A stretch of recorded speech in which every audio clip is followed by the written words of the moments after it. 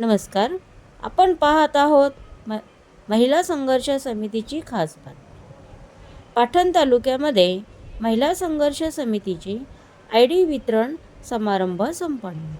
संस्थेच्या संस्थापिका सौ रीना जाधव यांच्या मार्गदर्शनाखाली कार्यक्रमाचे आयोजन सौ वनिता पाटील यांच्या हस्ते करण्यात आले. प्रमुख उपस्थिती म्हणून संस्थेच्या संस्थापिका सौ रीना जाधव उपस्थित होत्या.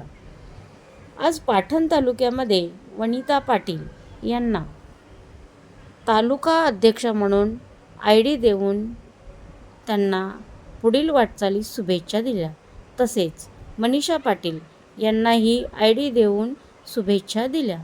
तसेच सदस्य सर्व उपस्थित होते.